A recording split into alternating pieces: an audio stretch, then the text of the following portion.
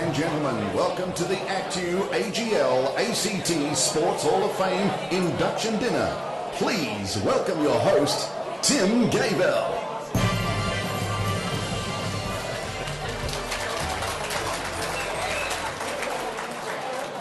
Thank you. If I could just get everybody to make their way to their seats and we'll get the proceedings underway. Thank you.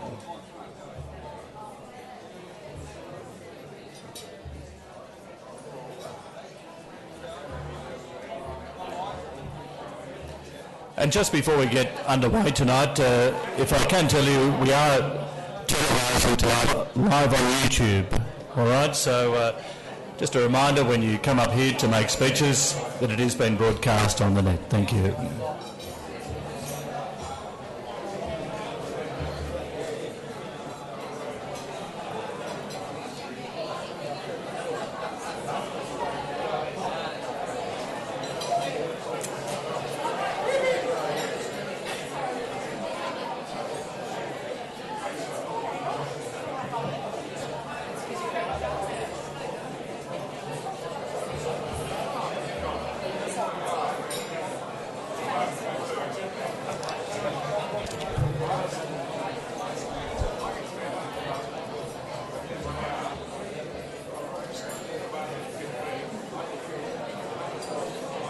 In your own time, Locke. Thanks, mate.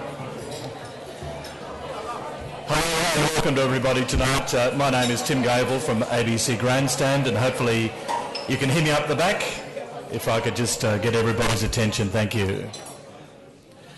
We'd like to welcome our inductees, Chris Timpson, Meg Pereira, Harry Marr, Mike Harrow, Amy Wilson, Jason Croker, Neil Bates and George Gregan.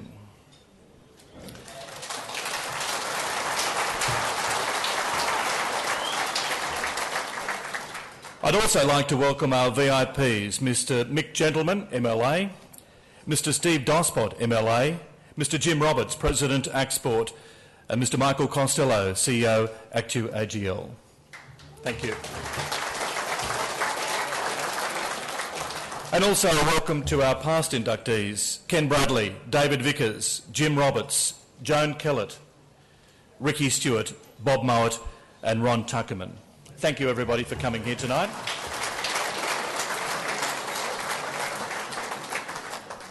And if we could just have a moment's silence, please, for Mr Ken McDonald, AFL, who passed away in July this year, and Nicholas Sego from football, who passed away late last year, and Hall of Fame inductees who've passed away over the last 12 months. Just a moment's silence. Thank you.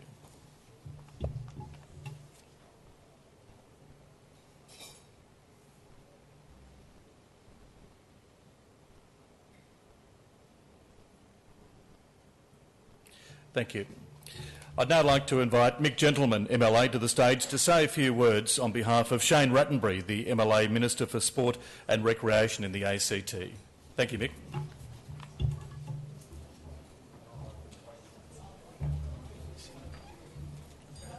Thanks, Tim, and it's fantastic to be with you all here tonight. Can I thank Tim for his efforts in sport across the ACT. He's been a great advocate and, of course, presenter for sport across the territory.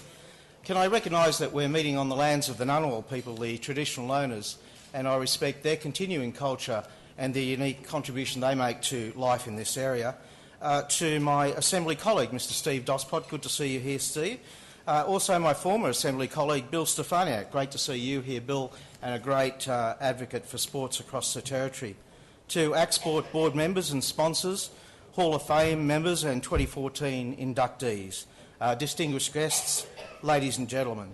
Well, I'm pleased to attend this event and be able to talk this evening on behalf of Shane Rattenbury, Minister for Sport, who, as you may be aware, is on his third day of a four-day Namakura crest in South Africa, so he's running right across the bottom. Growing up in Canberra, I've always known it to be a city that can proudly call itself the sporting capital through a combination of great local facilities and passionate members of the community in a range of sports. My childhood was filled with days of backyard cricket, watching and playing footy, and in my later years, speeding through the forests in whatever car we could get our hands on to enter our local rally. Board members and sponsors, and Canberrans are proud of the achievements of our local heroes who've had their starts at grassroots sports around town. I think you'd struggle to find a Canberran who couldn't tell you about the achievements of Nick Kyrgios, Caroline Buchanan or Mark Webber as they excel through international sporting realm. It's really important to note that as Canberra, of course, is the bush city, we're very lucky to have the ability to live in an urban area and yet a 360-degree access to wide open spaces. It's not in every city that within 20 minutes of driving one can access large forested mountain bike training areas, excellent rally forests, and in fact I remember sprinting through the forest about 30 years ago when a young fresh-faced novice by the name of Neil arrived for his first rally. Little did we think at the time that he would become 4 times Australian rally champion and represent Australian motorsport at an international level. And of course now we have his son Harry coming up in his footsteps, entering rallying, and I'll just point out that I think you keep an eye out for Harry Bates. He'll be a real name to look for in the near future. Well, ladies and gentlemen, it's fitting that the ACT Sports Hall of Fame provides the opportunity to recognise significant achievement and contribution at both amateur and elite levels. It's important to remember that amateur sport promotes health and well-being, socially, also mentally and physically within the community, and awards achievement that comes from within it. Tonight's inductees represent a diversity of sporting activity and at various levels. They'll join more than 100 previous inductees, with recognition of their achievement and contribution to be added to the honour wall within the new Community Sports Commons at the University of Canberra. Congratulations to all of the inductees and thank you for your individual contributions to sporting in Canberra. I wish you well in your futures of making the most of the fantastic sporting opportunities this city has to offer. I thank you all for the invitation here tonight and hope you enjoy the evening. Thank you.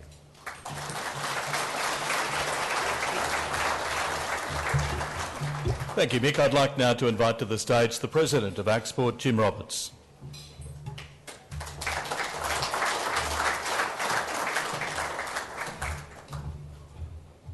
Thanks, Tim. Normally I shoot from the hip here at these functions, but I've been instructed by Gail, who has organised this, to stick to my speech. So if I read from here, please, I don't apologise because I think they've written it very, very well, but it's from the heart. Minister Mick, gentlemen, representing Shane, and Shane did send in his sincerest apologies for not being able to make it tonight. Michael Costello, CEO ActewAGL, Leon Buchanan, the station manager of Win TV, Steve Dospot, Shadow Minister for Sport, Jenny Priest, the Director of Sport and Recreation Services, current Hall of Fame members, Bill Stefaniak, the former Minister for Sport, a great supporter of ActSport when he was in office, and John Kelsey, a personal friend of mine who was a great rugby union coach in Canberra, coached the Kookaburras before they became the Brumbies, and had a bit to do with George Gregan when he was young. On behalf of all at ActSport, welcome to the ActewAGL Sport Hall of Fame induction ceremony, one of the ACT's most prestigious awards events. I also offer a warm welcome to the Hall of Famers who are here tonight. Ken Bradley, the great boxer, he's travelled up from the coast here today to be with us. Welcome, Ken. Ron Tuckerman, as Tim mentioned, is here. David Vickers, Bob Mowat, Joan Kellett and Bob Harrow from softball. Tonight's a special night given that we have 8 great people being inducted, which is reflective of the extremely high standard of nominations we had this year. Normally the number of inductees is limited to 6, but we could not split them this year, and I'm sure you will realise that when their testimonials are read out tonight, you'll understand why. Congratulations to all of you. You certainly are very worthy of membership of this prestigious ActewAGL Sport Hall of Fame. What you have achieved in your respective sports environs is amazing. You are all fine examples of commitment and dedication to achieving your sporting pursuits, as well as being fine role models to the young people in our community.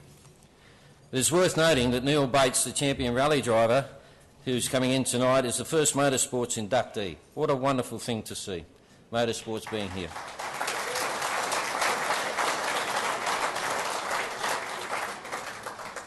And Mike Harrow now joins his brother Lang and his father Bob, who are already members of the Hall of Fame. What a fantastic achievement by one family for the sport of softball. Wonderful achievement.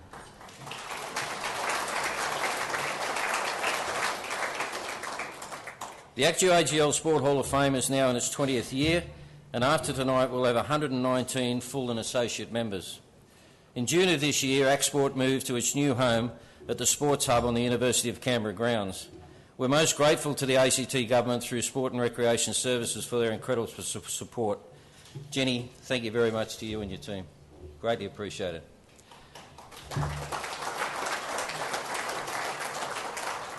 The facility is state-of-the-art and will secure ActSport's Sports Hub for the next 25 to 30 years, cementing its important role in the community.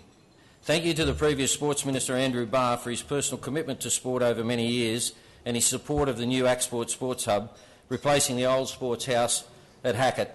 It's now up to you, Shane. And tonight we've got Nikki Morrison here, who I knew as Nikki Mayer, who was Harry Marr's granddaughter, who had a lot to do with the old sports house and organising our Sports Star of the Year Awards, who drove up from Melbourne today with her two sons to be here tonight. Thanks, Nikki.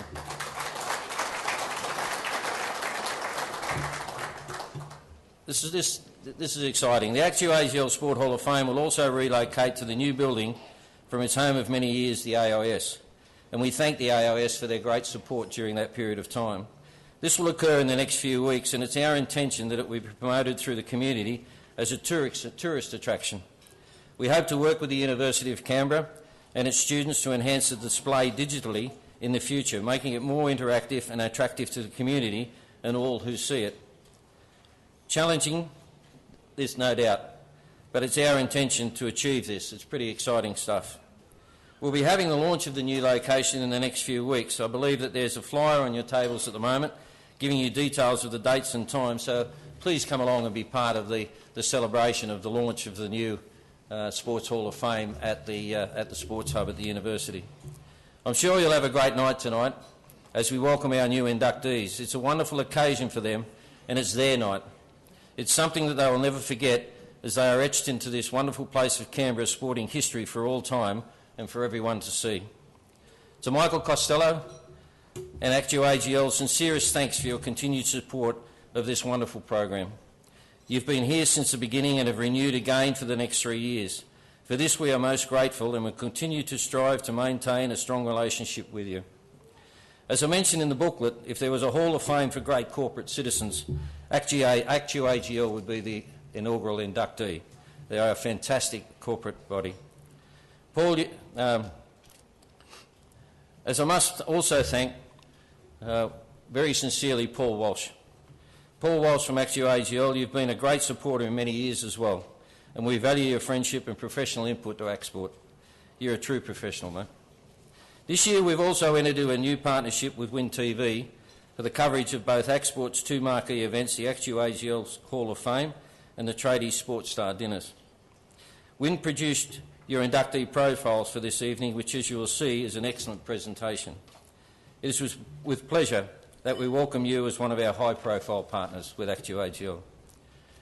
Finally, I cannot finish without acknowledging the unselfish commitment and dedication to our judging panel. It's a difficult and unenviable task. We've been very fortunate to have very good people involved, and in particular two excellent, highly skilled and dedicated people as part of that process.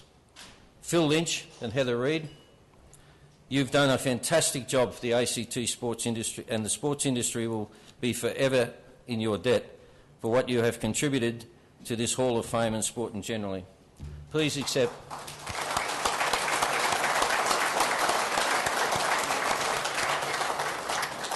Please accept ActSport's and my personal sincerest thanks for all that you've done. Never easy, but believe me, you've both been excellent in your tasks. Have a great night tonight. It's the inductees' night, and welcome to the ActewAGL Sport Hall of Fame. Thank you.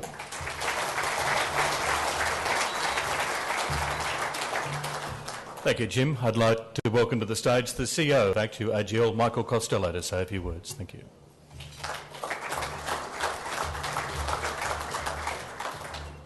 Well, thank you. As Jim observed, It's the inductees night, so I shall be as quick as I can, which is pretty quick. Mick Gentleman, Steve Dospot, honoured guests. As Jim observed, we were present at the creation of the ACT Sports Hall of Fame. In fact, in our long list of sponsorships in this city, this is our oldest, our most enduring. And in a sense, it's pretty fitting. We support sport at all levels, from the most elite, but right down to the most grassroots community children's sports. We support, particularly, we've made a big effort over the last 4 or 5 years to support women's sport, which tends to be ignored. We've done our best, and it's great to see many others joining in on that. Why do we do that? Well, it's part of our view that an organisation like ours has a duty to play its part in the community. And while sport may be seen as a marginal thing, an extracurricular activity, in fact, in every country in the world, not just this country, sport is at the centre of communities. You only have to see what happens at the World Cup, various World Cups. You only have to see what happens at soccer around the world, at all sorts of games. Sport is at the heart of communities, and sport, well organised, done well, is fantastic for our children, fantastic for our communities. So we intend to continue to support it. Now tonight, I'm absolutely thrilled to see the list of those who are here. There are some names that ring around Canberra, like George Gregan and Jason Croker, but I was absolutely delighted to see Neil Bates there, someone who 30 years ago I used to see, watch and admire from afar. Let me thank you again for allowing us to sponsor it. It's one of the things we enjoy most doing and which we will continue on in the future. And I look forward to presenting these awards to the people here tonight. Thank you very much.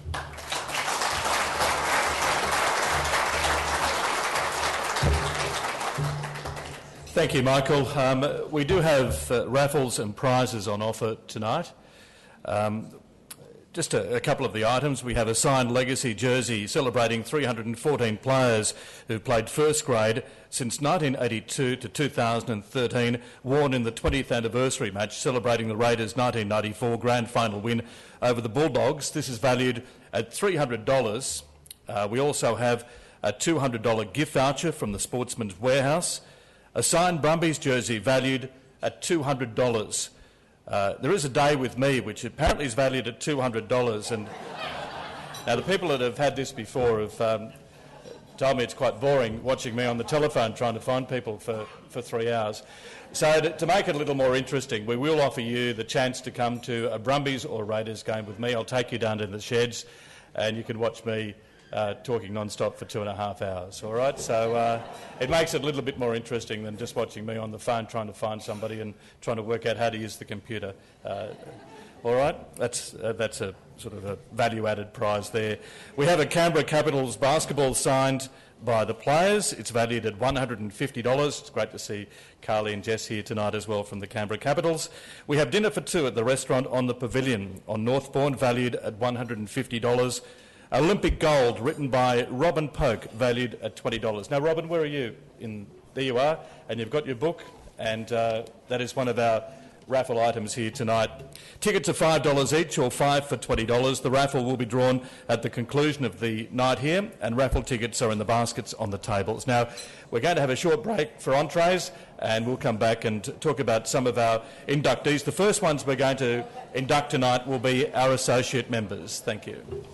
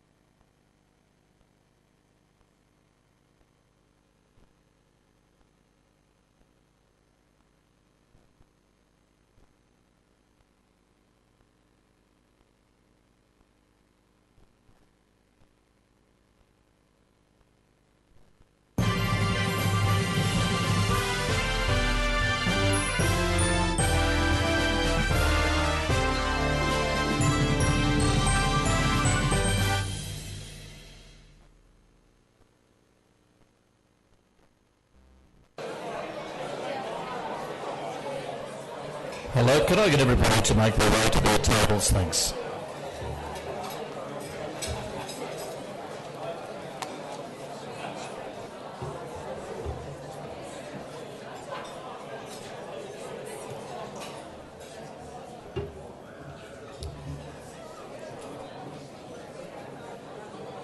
Now we're going to induct the associate members firstly, and I'd like to invite Jim Roberts and Michael Costello back to the stage to present the certificates and the gifts. If I could get both Jim and Michael to the stage, thank you.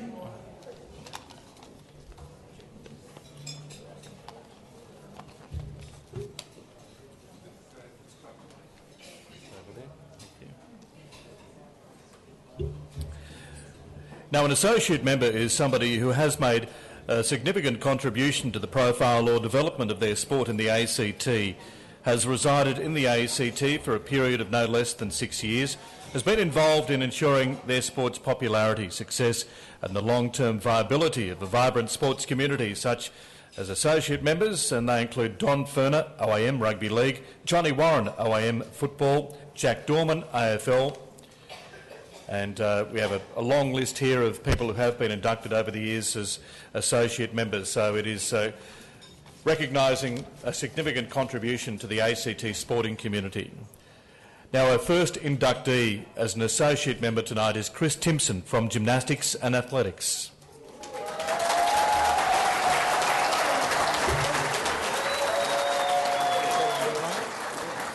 Now, Chris Timpson has been deeply involved as a coach and manager in the sport of gymnastics since 1967, and Chris developed the gymnastics program at the YMCA with now more than 1,000 participants involved in the program. In 1971, in addition to his gymnastics coaching, Chris also started a comprehensive exercise, sport and gymnastics program for children and adults with physical and intellectual disabilities. Since 1996, Chris has volunteered approximately 20 hours per week of his time as the head coach of the ACT Junior Talent Squad for athletes with a disability at the ACT Athletics Club. And over the years, Chris's coaching has resulted in a number of ACT athletes with a disability competing at the Paralympics.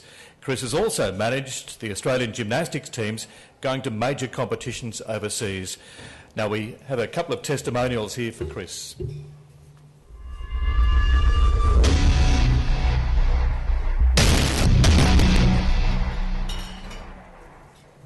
He was the first person to introduce gymnastics into the ACT, and the YMCA and Civic at the time was the only place where gymnastics was possible. He had 1,000 participants within 10 years. Later in the 1970s, he started working with the special schools in Canberra and with people with disability, and he coached them in gymnastics and in other sport for many, many years.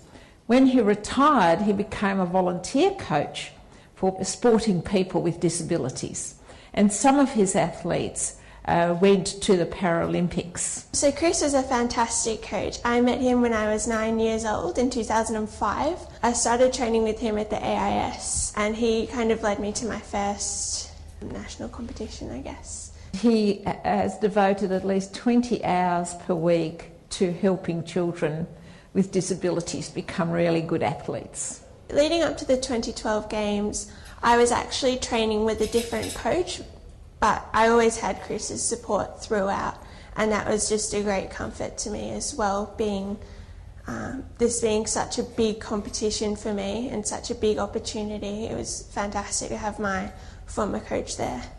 He was coaching at a very, very high standard before the AIS took over some of this very elite training.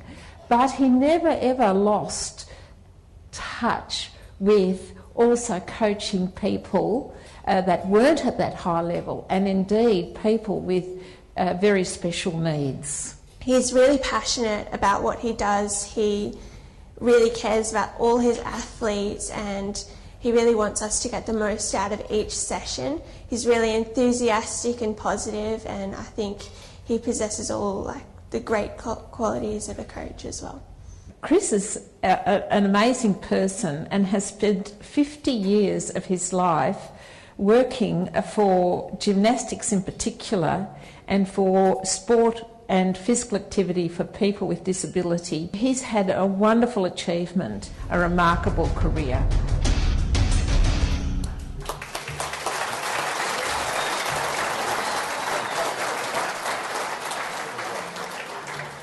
Chris Timpson, if we could get Chris to the stage, and we are going to present him with a certificate, a gift. So, Chris.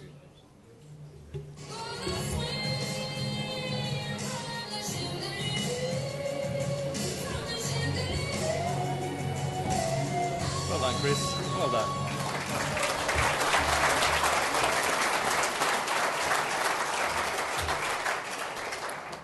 Chris, having known you over the years, you know, you do devote more than 20 hours a week, I know that for a fact, to athletics and gymnastics.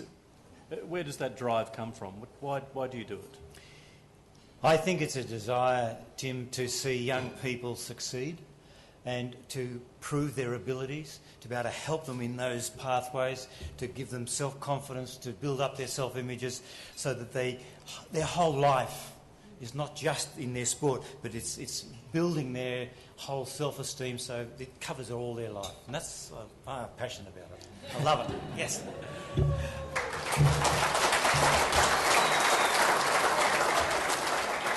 Because you're involved in little athletics, you're involved in gymnastics. Technical director, yes, sort of clarify that. But you are involved in a range of sports.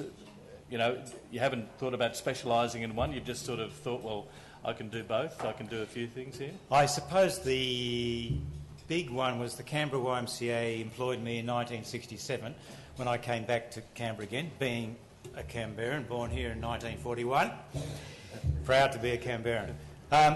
And the YMCA gave me the opportunity to get involved both in the disability and in the gymnastics. And that's been the two major areas of my whole life. Brendan Dorick, who turns up here as one of the champions here, I coached him when he was a little boy. When he came up from Melbourne, they particularly came to where I was coaching. And then with the disabled work with the special schools through the YMCA, that evolved through Therapy ACT, and then from there it's gone into the AIS, and with my athletes that I have, like Louise Ellery here tonight, Paralympian, Erin Walters here tonight, and Adam Cunningham over there. These are all athletes who have come through the program and are now either coaching or still competing and going to higher places, and that's fantastic. Plus, I've got another 20 young athletes coming up through the bottom, and that's what I love. That's what I love.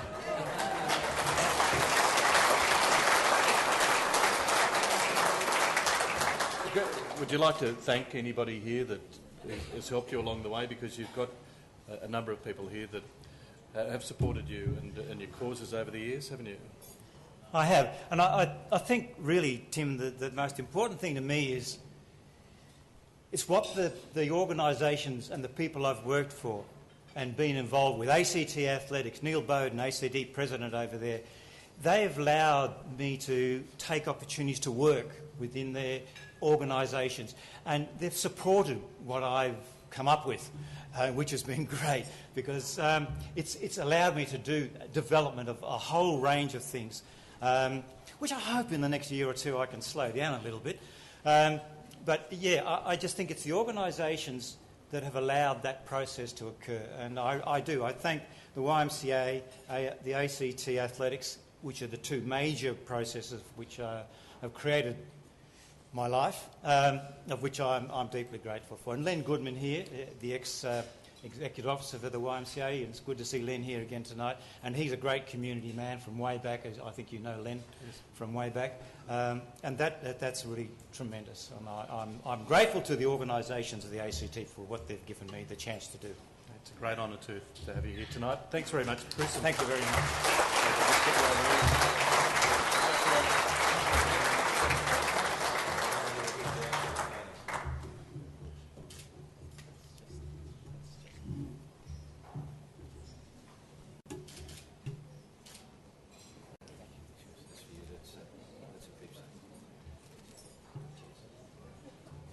Thanks, mate. Thanks, Chris.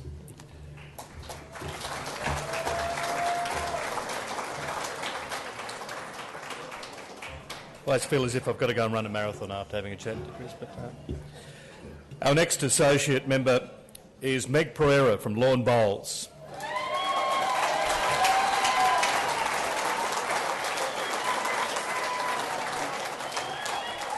Now, Margaret Pereira, always known as Meg, played a crucial role in the development of Bowls ACT.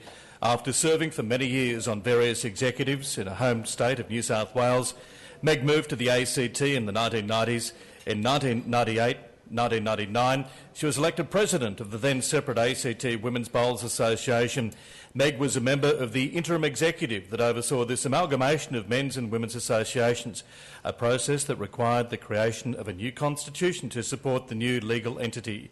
Meg was elected to the first presidency of the unified and newly named Bowls ACT Inc. She steered the new association through those first few years where policy development was the main focus of attention.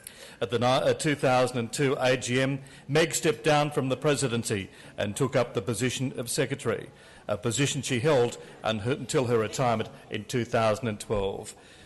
And we're going to see a few testimonials here now from Meg Pereira.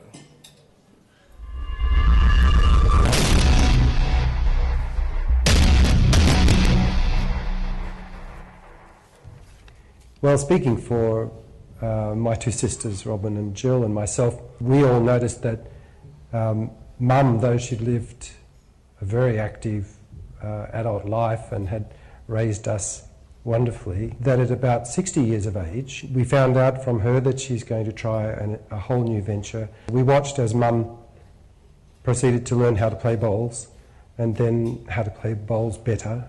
After a while, her knees started to give out on her a little bit, and so Mum started to play a major administrative role in bowls. I met Meg some 25 years ago, although I didn't start to work closely with her for 20 years, when we were both elected to senior positions in Bowls ACT. I was the secretary and she was the president.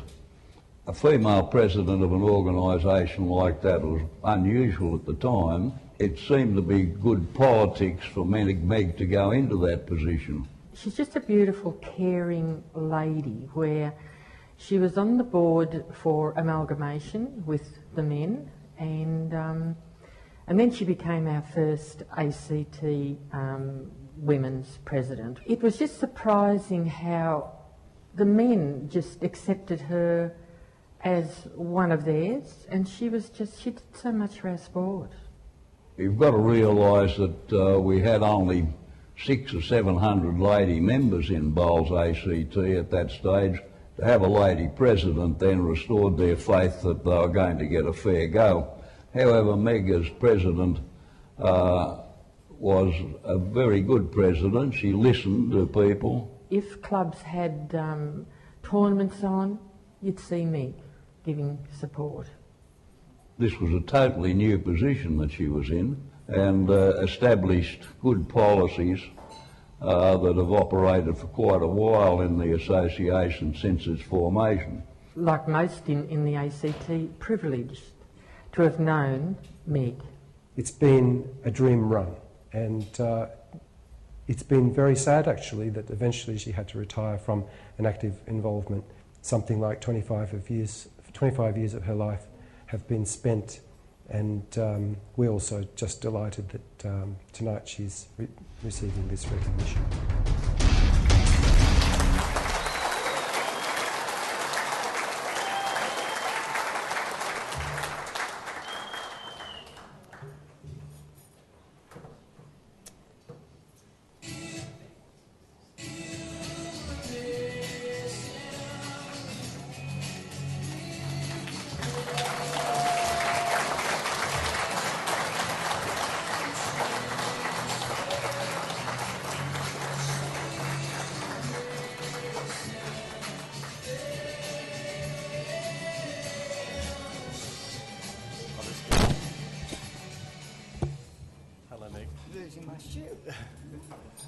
Congratulations. It's a tremendous honour, isn't it, to be recognised like that?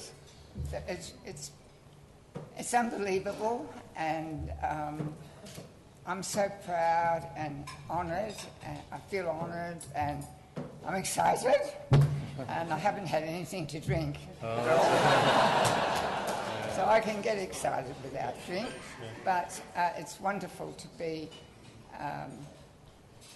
given this opportunity, and I've loved every bit of the 25 years. It's benefited me very, very much, and the wonderful people I met, and the sport of lawn bowls is absolutely fantastic.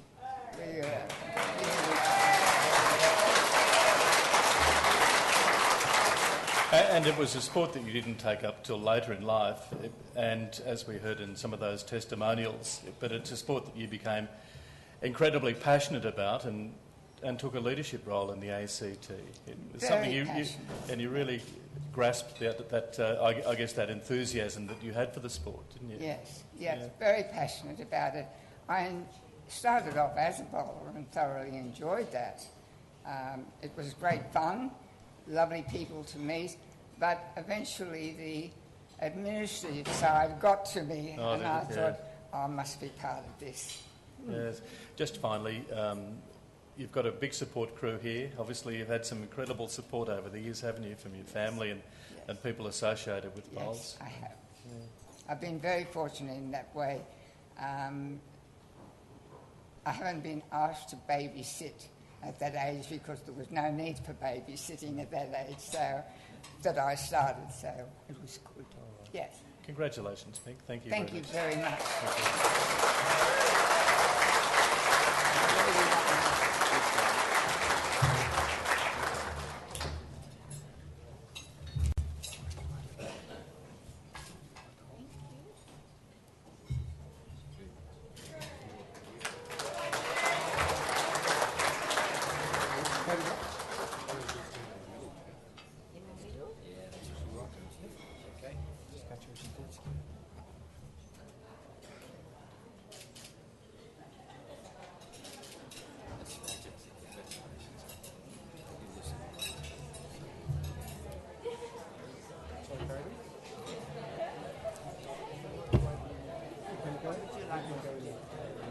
you very much.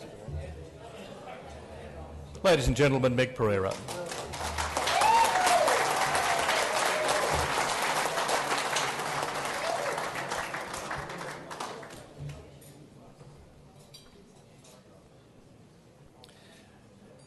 Thank you, Meg. Our next inductee is Harry Ma, AFL and ActSport. Harry was the inaugural General Manager of ACT Sports House, established in 1983. In 1992, ACT Sports House became ActSport, the industry representative group for sport and recreation in the ACT. Harry and his family moved to Canberra in the early 1950s, at which time he became involved in the local Australian Football League for many years. Harry was also the striving force behind the establishment and success of the ACT Sports Star of the Year and the ActewAGL Sports Hall of Fame, which today are still the Territory's most prestigious awards programs. Harry retired in 1993, leaving a legacy that ensured the sport and recreation industry in the ACT was well recognised and supported for the betterment of all sport in the ACT community. Let's have a look at some testimonials here for Harry Ma.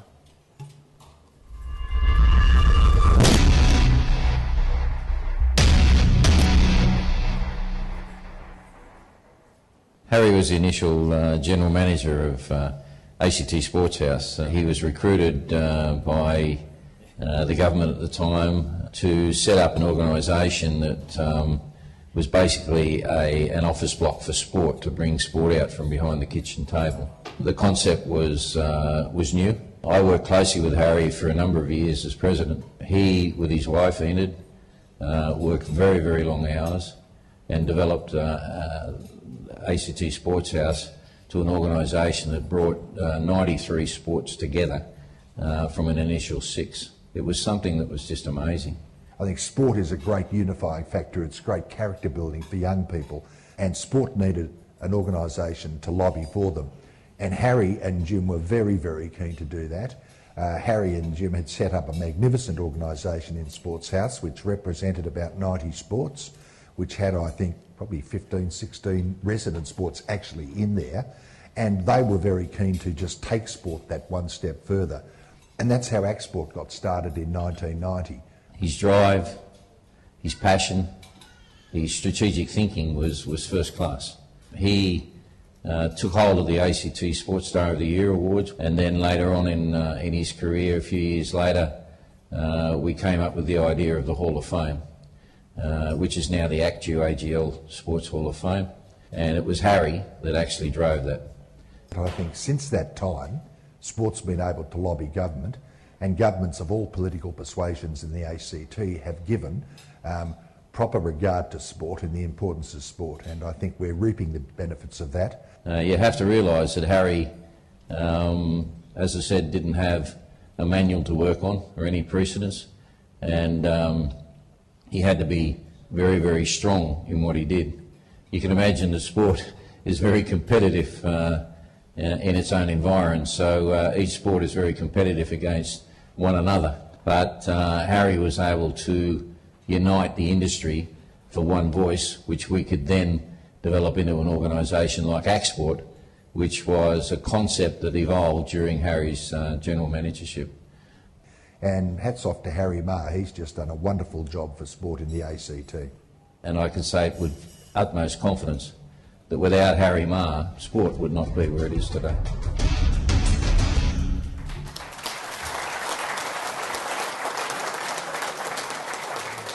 I'd like to invite to the stage Harry Ma's granddaughter, Nikki Morris, who's going to be representing Harry tonight.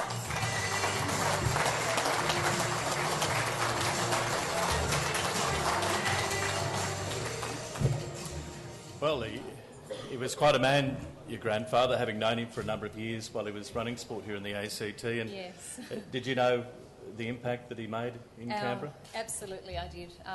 Towards the latter years, as he retired, I was actually working for him at that time, and he certainly was a very determined man to get done what needed to be done for sport. And ACT Sports House was a vibrant hub of sports, and there was a great group of people that worked there, and we really, really enjoyed working there. And Harry provided that environment that people could come together. It brought sport out of the kitchen, off the kitchen tables, and we were all together. We were able to use, state-of-the-art facilities like photocopies and things like that. Things that seem so simple, but he actually put it together, and we were able to do that. It was fantastic. What was the driving passion for Harry? What did he want to get out of it? Harry is a very determined person. It's no matter whatever he does, he's always very determined, and nothing will stop him. He has a goal, and that's what he wants to do. So he's a very determined person to do and to achieve high. He has high expectations of himself, and he achieves those. So. Tell us about Harry these days. Harry is living in Tuncurry, and that's why he's not here tonight. He would have loved to have been here, but he's 86, Nan's 87. They're getting old. They're loving Tuncurry. They're having a great time, but it's difficult to travel. They enjoy the warm climates up there, and the thought of coming to Canberra, I'm sorry, in August didn't thrill anyone. I'm living in Melbourne now. It's not much warmer, but yeah, that was all a little bit too difficult. So, but he would have loved to have been here, and they haven't been well recently. So he is honoured to be recognised in the ACT Sport Hall of Fame, but he just couldn't make it down. So we've got a number of family members here. We've got Diane and Mick Cannon, daughter and son-in-law, and my two boys and myself, and we're so honoured to be here. That's great. Yeah. I'm sure a question that is going through the minds of a few people. What was it like working with your granddad? Which version do you have? I had just finished. I was a couple of years out of school, and I was doing a secretarial course, and I was looking for a job, and I couldn't find a job. And Harry was looking for somebody, and he was turning over secretaries a little bit. So I was the lucky one to get the job. Yeah. And if you know what happened. Yeah, I don't think I need to say anymore. I think people know where I'm going with that. But I love my husband. I love my grandfather dearly, and it's such an honour to be here to accept this award on his behalf. Congratulations. Well said. Yeah.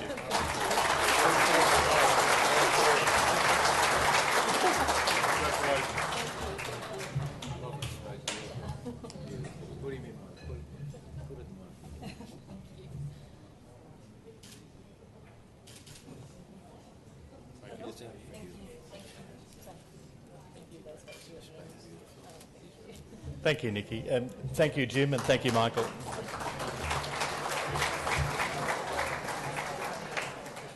We are going to break now for the main course. A reminder too that the raffle is on your table and we will be collecting that very shortly with some great prizes. So the raffle being picked up shortly and we'll be back in just a moment. Thank you.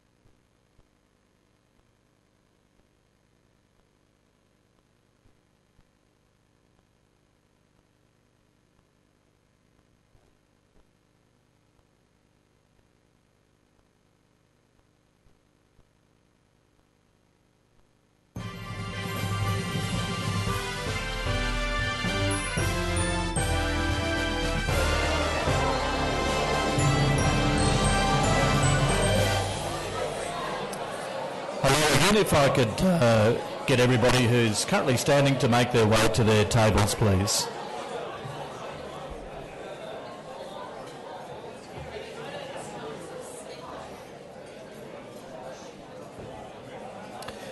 Now we're going to induct a number of full members, and full membership is for individuals who are retired athletes who've achieved consistency at the highest level in their sport, have been involved with the Canberra region competition of their sport and have contributed to the profile or development of that sport, and have been retired from top-level competition for at least 3 years. They represent the best of Canberra's elite athletes such as David Campese, AM Rugby Union, Lisa Carruthers Hockey, Laurie Daly, AM Rugby League, and Herb McGetchin from basketball. Our first inductee as a full member is Mike Harrow from softball and ice hockey.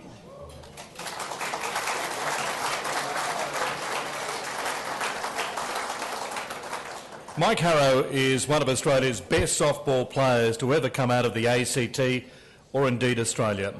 Mike began playing softball in local club competitions in Canberra.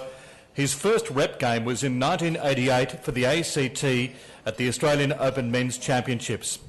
He played 22 consecutive Australian Open Men's Championship, winning 9 Australian titles. His international career began in 1990, spanned 19 years, and was the most capped Australian men's player with 154 caps. Mike also had a long and successful career in ice hockey as well. He played for the Canberra Knights from 1988 to 2008, playing 318 games and scored 236 goals, gave 502 assists and totalled 738 points. From 1997 to 2001, he represented the Australian ice hockey team at 4 World Championships Division 2. And for a couple of testimonials now on Mike Harrow.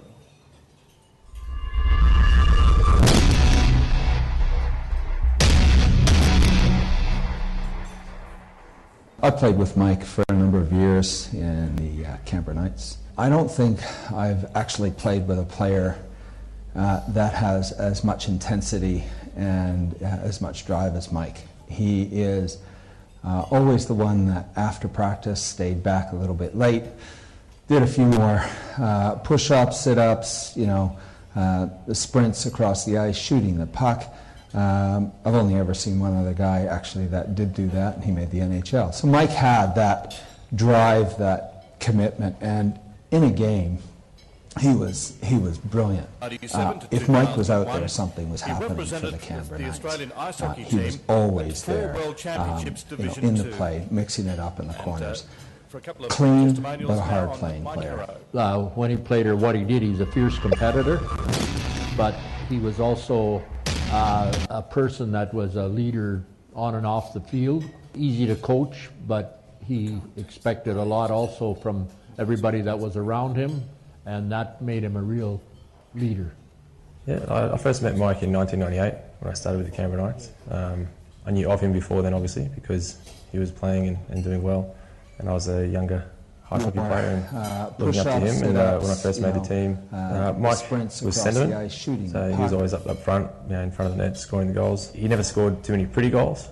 He was more of the getting the dirty spots and get the rough goals. Mike's ability to make the play, get into the corners, dig the puck out, get it to another player, just made him an outstanding player. It was a treat to play with the guy. He was always really positive in the dressing room, a real leader. Some people just have that ability to lead, that innate ability to be at the forefront, to be positive, and to be bringing the players with him and setting the standard and showing them how to do it. Mike was that player. Obviously a great player, a great friend, but he did coach the team for a couple of years. He was a player coach, and he did a great job, I think. Really being the general, leading the guys, just taking control of the team, and everyone sort of looked up to him and respected what he said. Well, he represented Australia in 5 World Championships, plus he's got 165 caps playing for Australia. He's the most cap player for Australia.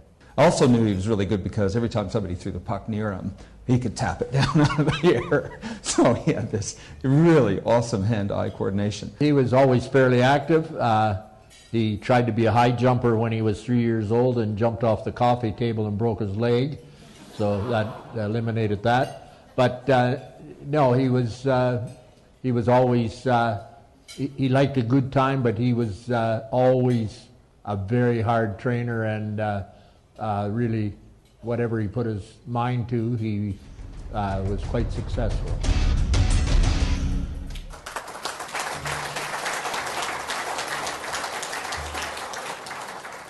Mike can't be with us tonight, so Mike's dad, Bob Harrow, is going to come up and say a few words. And it's worth noting too that the Canberra Brave ice hockey team playing tomorrow against Melbourne Ice in the semi-finals, first time that a Canberra team has made the semi-finals in the National Ice Hockey League. And I can tell you ActewAGL have come on as one of their major sponsors in the lead up to the finals. Well done, Mike, and also Walshy.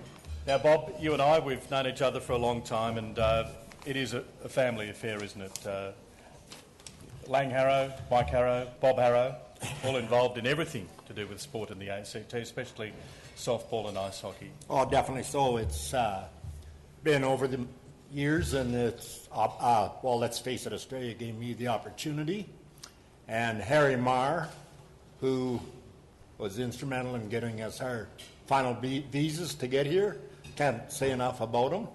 It was so good to be part of the sports house. That was an excellent venture with Jim here. I enjoyed a lot of times, and I know a lot of friends from here that I see. So that was always a great opportunity for our family, and they took every opportunity.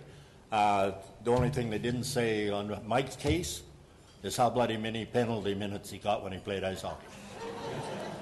Yes, having seen him play a lot over the years, I took the kids along to see him play, and he was in that little pen where the sin bin players go for most of the game. So he'd like to say a few words, Bob.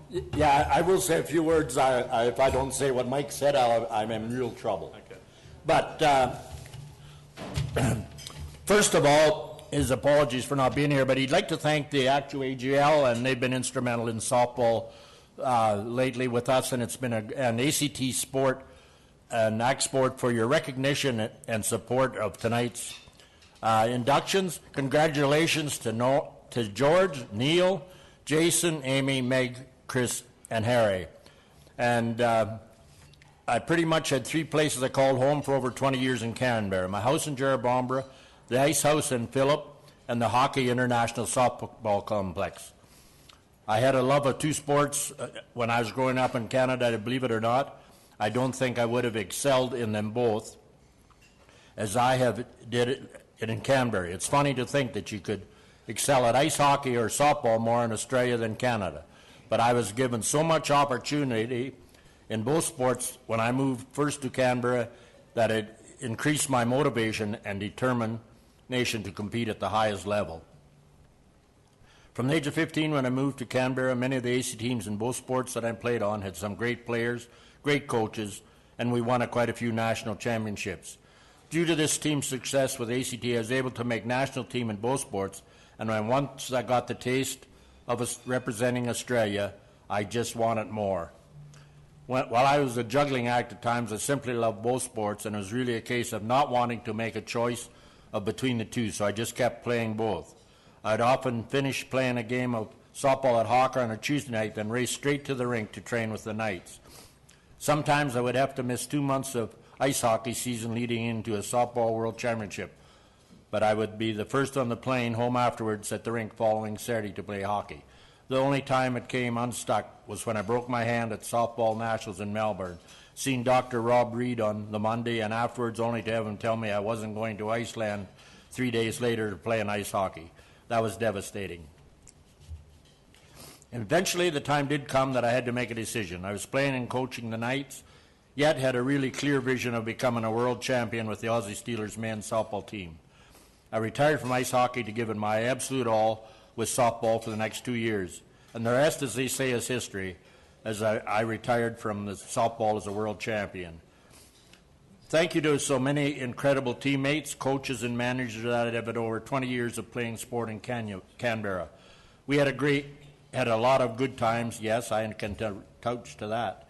Thank you to Softball ACT and to ACT-IHA for your backing and for the opportunities created for myself and so many others. Thanks to Mom and Dad for choosing to move to Canberra, for building ice rinks in our front yard. Now, I should clarify that wasn't in Australia. For all the softball trips, and for instilling the values of discipline and sportsmanship in my younger years. And most of all, to my beautiful wife, Nicole. She supported me so much throughout my career and helped me to compete at this high level, more than she'll ever know. Thanks, Mike.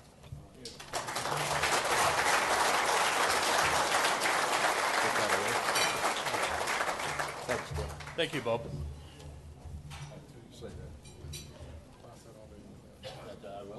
Yep.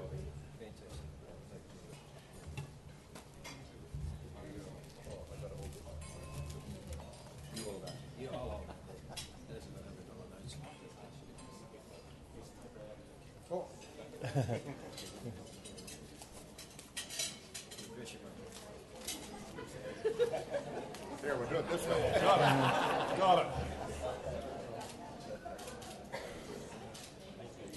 Thank you, Bob. Bob Harrow, on behalf of Mike.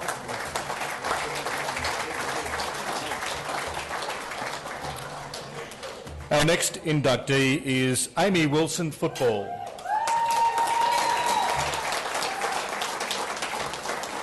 Amy started her football career in 1987 at Bell North and was selected for the ACT Rep training squad at the under-14 level and soon moved through to the Australian under-16 squad after the Nationals in Bendigo. In 1995, Amy became the youngest player to be selected for the Matildas at the age of 15 and toured New Zealand to start an international career that lasted 8 years until retirement in 2003, spanning the 1999 and 2003 FIFA World Cups. At club level, Amy represented the Canberra Eclipse from 1997 to 2003 and at the same time was a scholarship athlete at the Australian Institute of Sport. After representing her state at almost every level, Amy was co-captain of the side that won the national title on the Gold Coast and took part in the Australian Women's Championships in Darwin. In 2004, she was a guest player with the Greensboro Twisters in the USA before retiring from the game. Amy Wilson. We'll hear a few testimonials now for Amy.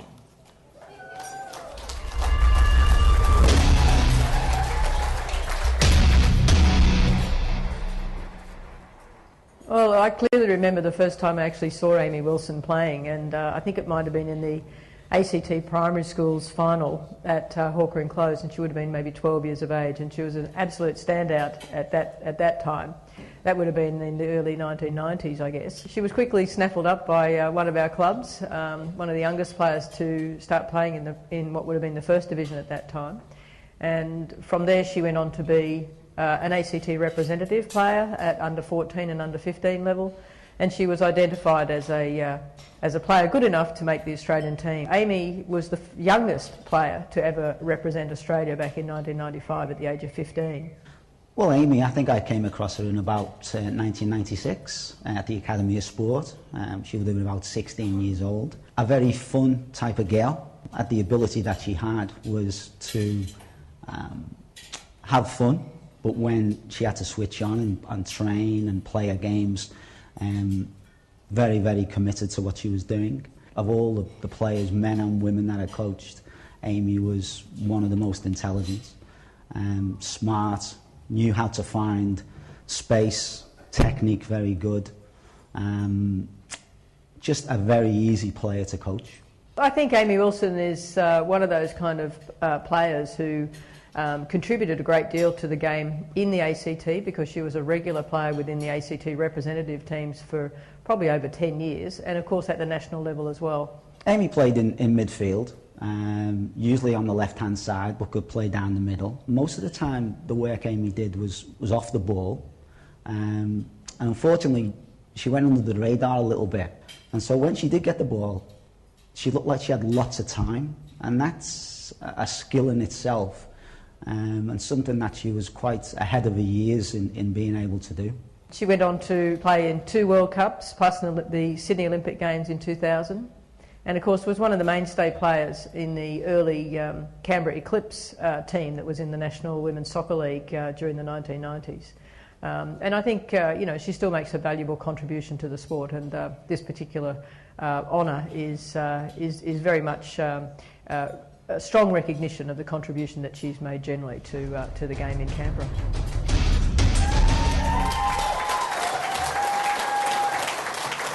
Amy Wilson.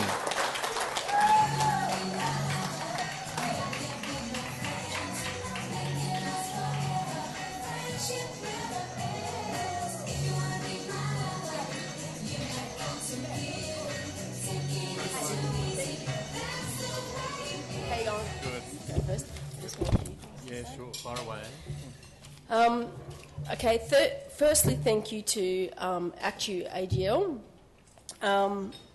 Obviously, I've had a very long career that I've been very proud of, and I've been, there's a lot of people that I have to thank.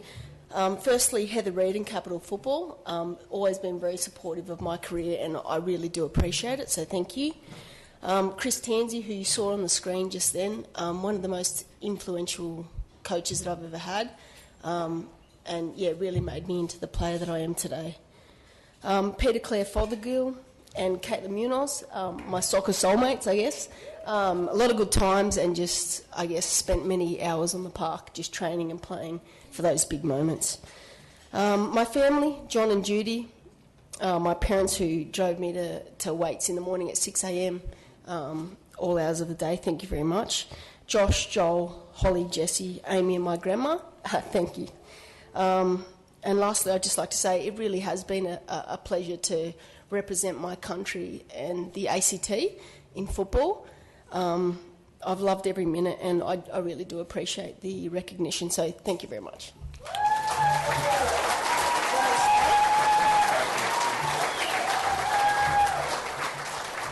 Amy, representing Australia at the age of 15, you probably had to grow up pretty quickly, didn't you? I'd imagine, just looking at kids these days, it is hard to imagine somebody that young been thrust into the international spotlight. Yeah, definitely. I'm a school teacher now, so it's pretty interesting to think back on that. But I was pretty shy, but obviously I had to learn very quickly, and like I said, I loved every minute of it. So it was a steep learning curve, but yeah, very good. And you're still involved these days. You still have a passion for the sport, don't you? Yeah, I do. Just the opportunities and just the friendships that you make. The Matildas are doing so well, so much so that I'd love to see them play in the next World Cup. They're that exciting and athletic and interesting to watch. So yeah, it's great. Thanks very much for yeah, that, Amy. Thanks. Congratulations.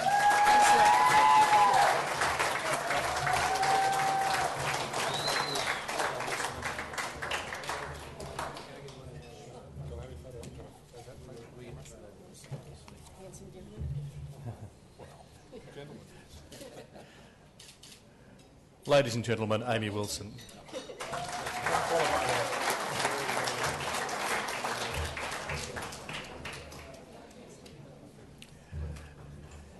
Our next inductee is Jason Croker, Rugby League.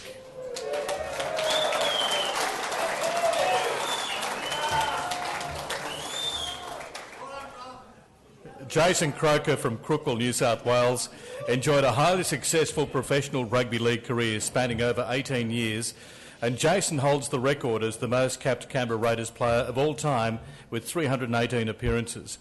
In 1994, Jason was part of the premiership-winning Canberra Raiders team. Jason was given representative honours. He represented country, New South Wales, on 3 occasions, New South Wales 5 times, and Australia in 5 test matches during the 2000 World Cup. He ended his Australian Rugby League career in 2006 and retired in 2009 after 3 seasons abroad with the Catalan Dragons in France. Jason Croker.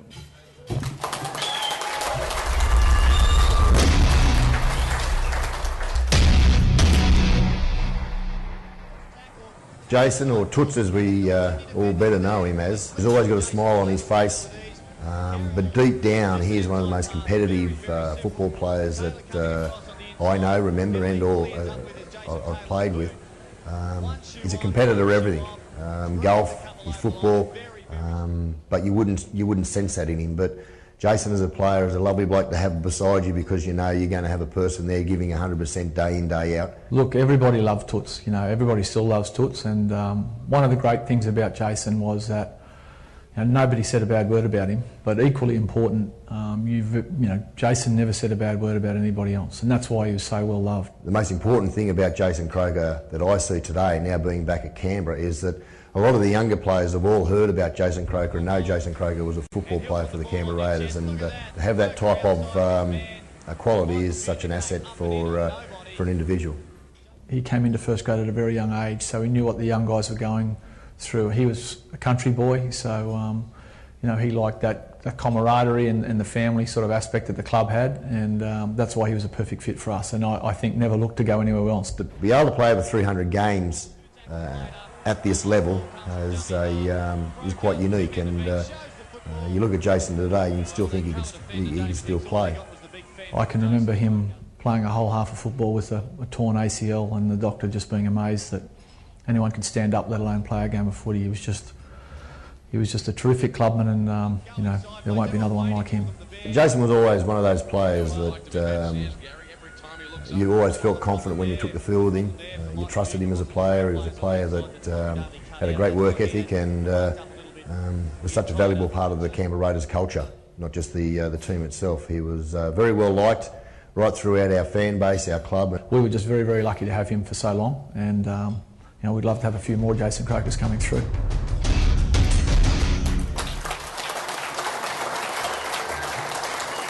Jason Croker.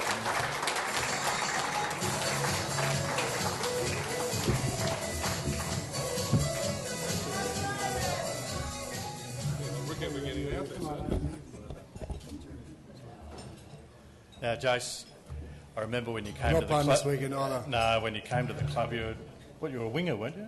Yeah, I come through as a winger. Yeah. I was only like 17, 18, so come through at an early age, and I'd like to thank Donnie and Ricky for those lovely words. Yes. What was it like coming into first grade at such a young age? With the team that we had, it was pretty easy because it was a team of superstars, and I learnt my trade off those guys, and you didn't want to let those guys down, and hopefully I didn't do that. Wait for Mal to give you the ball? Well, that was pretty easy. He'd attract 4 players and just pass it to you, so it was simple. How did the nickname come about? I'd like to thank my mum for that. She's over there in the far right corner. Apparently I was about that big, and I didn't like to get my tootsies washed with my feet, so that's it. So that's it. And so you became Toots for the rest of your life? Pretty much. Everyone knows me as Toots, and everyone knows me as Toots, and not so much Jason. Yeah. What does it mean? What does it mean to you to be inducted as you've, because it's been a while since you've retired? How does it feel now to reflect? Yeah, no, it's certainly good to reflect. Obviously, a kid growing up in Crookville, there's not much to do there, so I was to play sport, and sport, that's what I played and enjoyed it. But I'd like to thank all my family from coming over. There's a few rowdy ones there, a few brothers and sisters, my mum, and obviously my number one supporter, Dad, but he's not with us anymore, so I'm pretty sure he'd be happy. But I've just loved playing for the Raiders, and like I said in the testimonies, I didn't think I'd go anywhere else. A lot of people still remember that day out at Canberra Stadium against the Roosters when you played on one leg for an entire half of football because you'd run out of players on the bench to come on, so you played with an ACL and you ended up, of course, having a knee reconstruction after it. So, a lot of people still talk about that day. Yeah, that was one of the highlights as well. So there's a few injuries that day, and I got hit high, I hurt my ankle, and they strapped the ankle up, and my knee was a bit sore, and I ended up getting back in the Origin for the following one, and I had to cancel because my left ankle was bad, and I went to the medical the next day, and obviously my knee was cactus. So but I don't know whether it was tough or just stupid, mate. I reckon you were quite tough, having sort of seen you sort of get massive hits on the field over the years and just get up and continue. Well, that's what you train for. You train for that, and that's what you prepare yourself for it. And so, obviously, all the hard work you put in, that's what you love to do. Good on you, mate. Thanks very much for that, Tess. Can I? Yeah, sure. I'd just like to thank JR and obviously the Raiders for putting up for so long, and obviously my wife and my beautiful kids when they listen to me, which is every now and then. But and obviously all the people I've played with, and obviously ActewAGL as well. So thank you very much.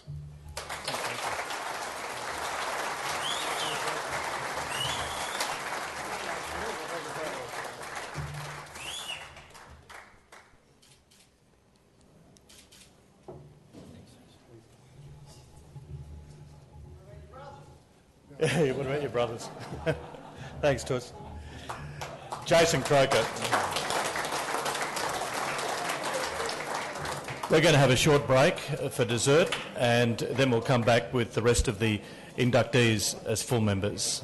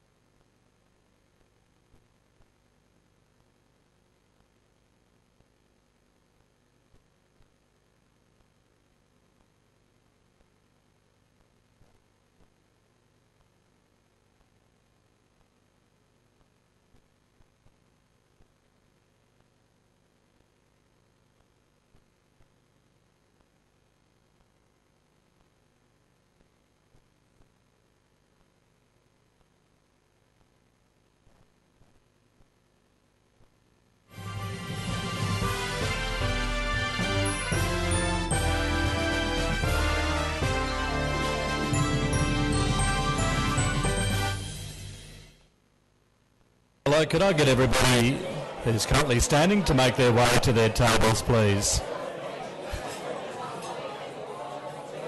And we'll get the rest of the night underway. And of course, if I could get Jim and Michael back up.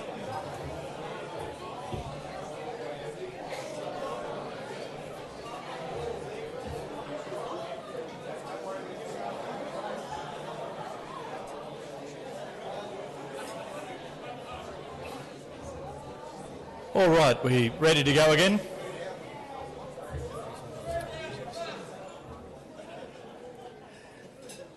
Our next inductee is Neil Bates Motorsports.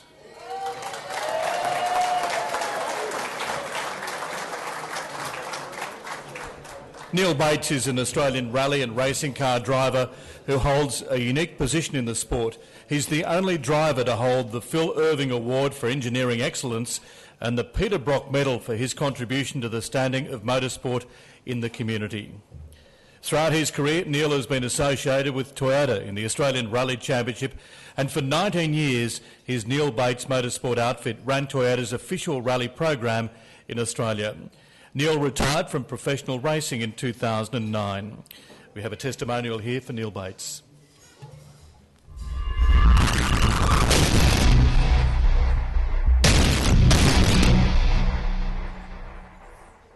It was a long time ago, working in a dealership, and of course Neil was, he came to us as a first year apprentice and he was assigned to me, and of course it wasn't that long after he started working under me that it was pretty obvious that he had talent behind the wheel of a car. And a little bit further down the track he had decided to get into rallying, so he bought an old Datsun 1600, but as with all motorsport, the faster you get, the more maintenance is required on cars, so that's where I came in. So I've been assisting Neil since the early 80s right through until today. When Neil started rallying, I wasn't co-driving for him, but he did his first rally in Canberra in about 1984, and he won the rally, the very first rally he did. And he actually had a lot of trouble getting co-drivers after that, because basically I think everyone in the ACT thought he was mad and no one wanted to sit beside him. He went on to compete in the New South Wales Championship, and then he went to the Alpine Rally in Victoria, which was his first round of the Australian Rally Championship. And he turned up there as car 54 in a fairly scrappy looking car, and I think nobody took him seriously at all, and after the first few stages Neil was leading the rally. I mean, it all started basically for him in his backyard, where they had a motorbike, him and his brothers, and they used to race around the backyard on a motorbike with a stopwatch just to see who was the fastest. So it all sort of started, you know, way earlier than that, and it has carried on right through till now. I started co-driving for Neil in 1993. We just had the most amazing start to our career together as a team, because we won the very first round that we did together, the Rally of Melbourne that year, and we won the Australian Championship as well. I jumped into the car with Neil, and I've probably been just really, really privileged to have been able to sit beside who I consider to be the very best driver in the country, and have that job to be his co-driver for the past, over 20 years now. Neil Bates.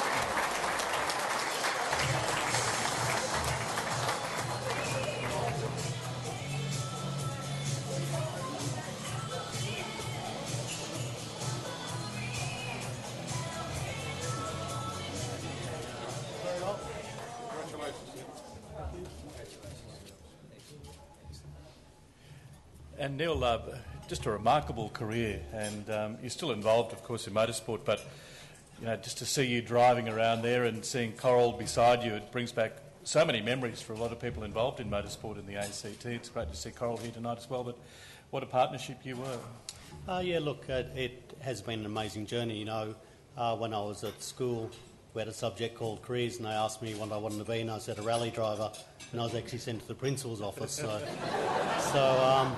Fortunately, he had a son who was involved in the motor industry, so he had some understanding, and he said, if that's what you want to do, you go and do it. So, that was obviously very encouraging, but, I've had an amazing journey, and, to be able to do something that you love for a living is just, one of the most amazing things you can do in life. We all spend a lot of time working, do something, your passion as a job is, something very, very unique. And at that table over there, I've got some amazing people who have helped me along the way. Darryl Bush, who you saw on there, I actually did my apprenticeship under Darryl. Darryl became my team manager for 20 plus years. Built, designed cars that we won Australian championships in, travelled the world together, and in this industry it's a very small knit team, and it's like a family. I consider Darryl as a brother. Coral navigated for me, did all the logistics, ran the team from 1993 to 2009. Coral's the sister I never had. And then there's Uncle Mike. He's a great bloke. He had the checkbook. Mike Breen, in 1989, Toyota ran a Star Search competition, and that's how I got involved with Toyota, and Mike was the person that actually chose me amongst the other hopefuls. Thank you very much for that, Mike. Made the last 25 years very, very enjoyable. And, I say Uncle Mike because I've worked with Mike Breen. Mike's a public relations manager for Toyota Australia. I've worked with Mike since 1989, and it's amazing to have people who have been there the whole time and help with the journey. Yeah. I remember, watching you drive in many of those championships and talking to other drivers, and the respect they had for you was quite enormous, not only because of your driving ability, but because you actually built the car yourself, or at least helped build the car. And, that set you apart from a lot of the other drivers. Yeah, look, I think that that's something that helped along the way. I'm still competing in rallies, but just in a classic car for old blokes. So, I stopped this job professionally in 2009, and then it was like someone cut my left arm off. I missed it so much, so I've just built a classic car, and to compete in that. And a couple of rallies ago, we actually had a problem with the car, and I got out on the stage and was able to fix it, and we continued on and got that time back and still won. So I think over the time, having intimate knowledge of the cars has certainly helped and made life easier. Neil, you are the first inductee from motorsport ever in the ACT Sport Hall of Fame.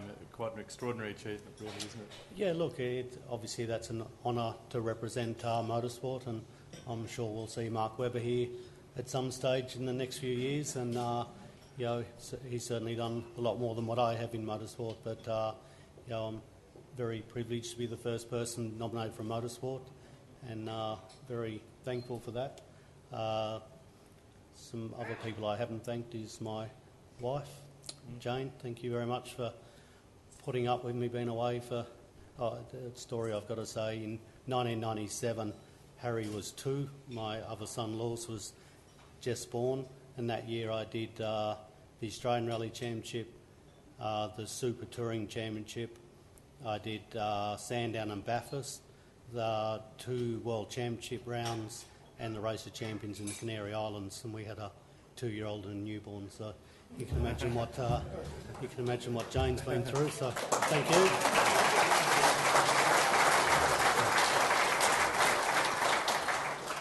No, it is great, Neil. And just before we go, your son's now rally driving? Yeah, Harry's just started. I was actually just saying to Mick Gentleman, I'm not sure how rally drivers start these days, because my proving ground and test for testing rally cars back then is now Wright and Coombs. So I'm not sure what happens these days, but obviously, growing up in Canberra was incredibly unique from rallying. The forests were 5 minutes away. There was midweek rallies, Friday night rallies, weekend rallies, and it was amazing, the opportunities being in Canberra, and it's still an amazing place and the best place in the world to live. I've travelled a lot of places around the world, and I love coming back to Canberra, other than the winters. Good on you, Neil. Congratulations. Thank you.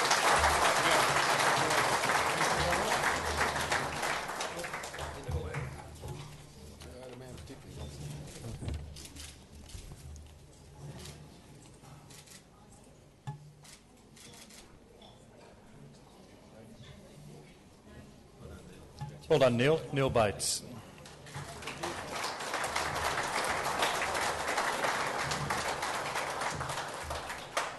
Our final inductee tonight is George Gregan, Rugby Union.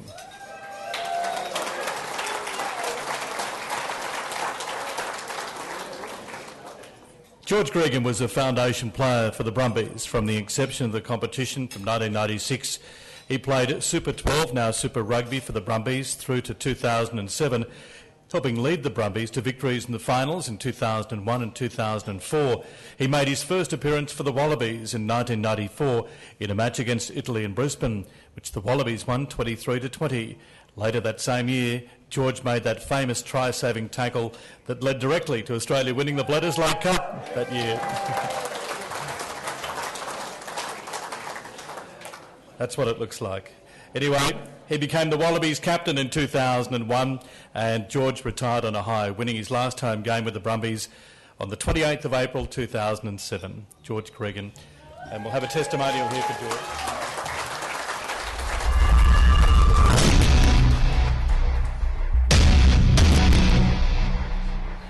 He's one of those players who, uber cool, playing in the Wallabies for the first time, and had a moment in time, and he arrived on the scene with that famous tackle in 1994 and in a famous Bledisloe victory, and that kick-started a career. And from that time on, everyone knew who George was. He was someone that I looked up to before I actually started playing with him, and then I played with him for a long time. George is one of the special players in rugby. A real warrior as a player. He expected more out of himself than anyone. George was definitely the most professional player that I'd ever played with. He kept standards on and off the field. He drove everyone in the team to become better, and I really enjoyed playing alongside him. We formed a world record-breaking combination. But he really drove himself to be better and drove others around him to be better. It's not a coincidence that Steve Larkin was the best number 10 in the world, because George drove Steve to be a better player, and in turn Steve drove George to be a better player. We won 2 championships together for the Brumbies. We won everything there was to win for the Wallabies. Captained a Bledisloe Cup win. I believe it was the last time the Wallabies have won a Bledisloe Cup. The fact that he went on to play as many tests and be so influential through a golden period of Australian rugby could all be traced back to perhaps that game and that moment. George Gregan.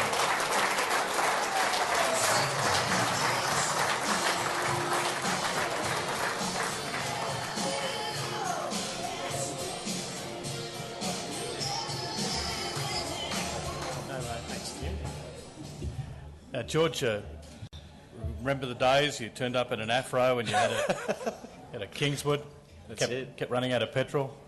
Yeah, I I was at university those days. I had $5. I didn't want to lean too hard on my parents. As everyone who's been up here spoke about the teams and the support they've had, definitely my parents are like most, I think, people and most athletes here in Canberra. You wouldn't do it without your parents, and they supported me right the way through, but I thought it was time for me to take some responsibility when it came to petrol money.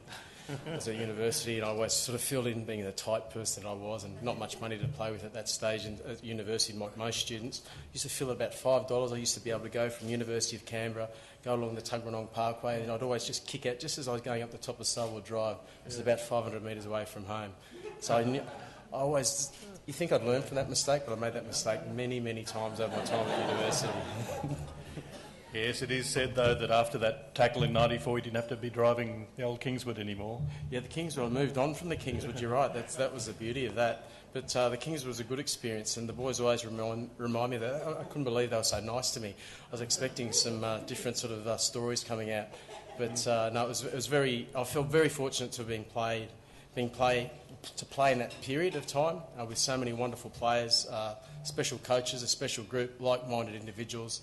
We achieved a lot, we experienced a lot of things, and I think you trace it back, just hearing the people who've been up here this evening. I think you look back on your career now that you can, because when you're in your career, you're in the moment, you're thinking about your next sort of training session, your next event you're preparing for. But you look back, you realise, you trace it back. I think Canberra it's a talent hotbed for a reason. It will always continue to be a talent hotbed because it gives people opportunities.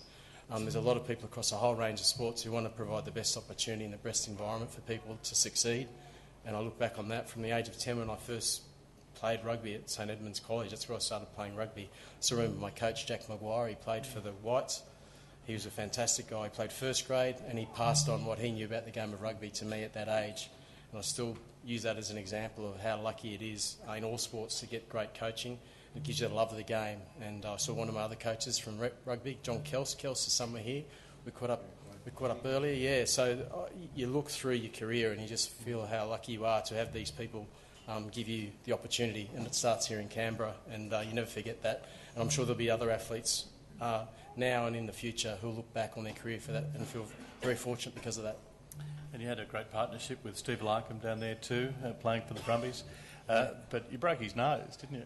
I think I broke his nose. I did actually. It was a tackle. Yeah, it was a tackle. You're right. It was a tackle all gone wrong. And I've got a bit of a hard head, believe it or not. And yeah, he came off second best there for old Steve. We were trying to do a double tackle, but I must admit, Stevie was very humbling there. He was one of the best players I ever played with. Both those players who spoke on my behalf were just incredible players, and they made me look good, to be honest. And you know, I think that's what good teams are all about. Everyone pushes each other, but he was a pretty special player. You know, I think I've probably the reason he had some problems with his hamstrings later in his career because I threw so many bad passes. Just as a final note, George, you live in Sydney now, but very much Canberra is your heart, and we see you down here a bit helping out the Brumbies, and you know you've still got a real passion for this team and this town, which is just great to see. Yeah, it is. Like it's not hard to be passionate about this place, and obviously the Brumbies team. You talk about family. I spoke about my mum and dad. Stevie's here. Doug Edwards is now the CEO. You've got Jeff Larkham, Stevie's old man, and you've got Quinzo, who I think Gary Quinlivan. He's like the heart and soul of the Brumbies. He's been our gear guy, and just he's everything that I think that the Brumbies are about. I think every team can talk about it, but Quinzo's a pretty special person in the Brumbies organisation, and I think it's easy to come back and do something for that team because, and I think any coach or any person who's been involved, if you can give back and see someone else evolve and have an opportunity like you did, that's kind of what we're doing now. And Stevie's obviously the head coach now and doing a great job, and it's been a real pleasure sort of being able to sort of finish your career and then hopefully help give some other players some opportunities with their professional career here in Canberra and maybe beyond. Good on you, George. Thanks very much for joining us here tonight. Well done. Thank you. Thank you. It'd be remiss of me not to thank the people involved in putting this together. I think it's a great initiative for many, many years. I'm sure it'll just reinforce how special this place is. And thank you, ActewAGL, for supporting this evening. Thanks to everyone for attending and making this a special night for everyone who's been inducted tonight. Cheers. Thanks, George. Thanks, mate.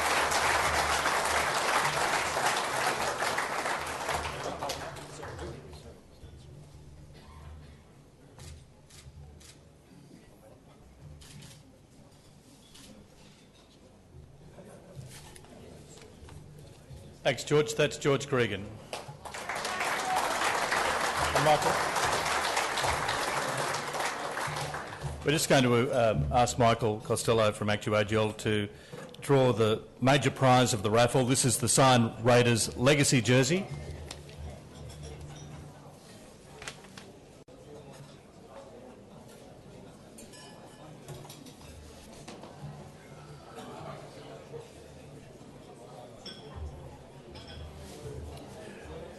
All right, so this is the Raiders jersey. And the winner is...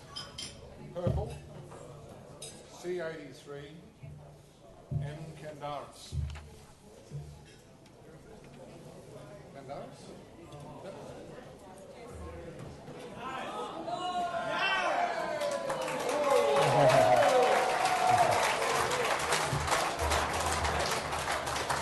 Congratulations.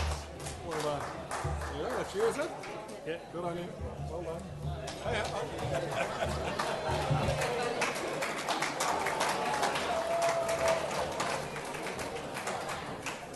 Now, Jace, is that your son? Yeah? The one the Raiders? No? Anyway, well done. Now we have the other raffle winners tonight. The Sportsman's Warehouse voucher, Jess Cambato, 65 green, C65 green. Jess Cambato.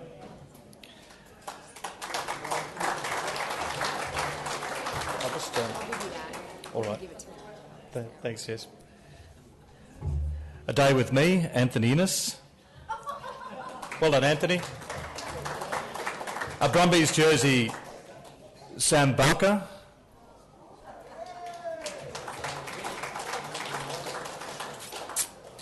The Capitals game ball, Anthony Innes. So 1-2. A dinner voucher at the Pavilion on Northbourne, Kate L.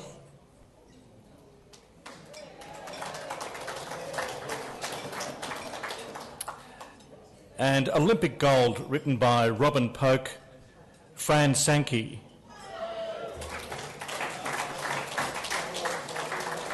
Now, a reminder too, just on Olympic gold by Robin Polk, if you'd like to buy a copy of that book, you can go onto the ACT Olympic Council website, and there are copies of Robin Polk's book, Olympic Gold, available there. Okay, so that's on the ACT Olympic Council website. That right, Robin? Yep. All right, thank you. Or see Robin. All right. Once again, thank you everybody for coming tonight. It has been a terrific evening, and congratulations to all our inductees tonight. Thank you very much.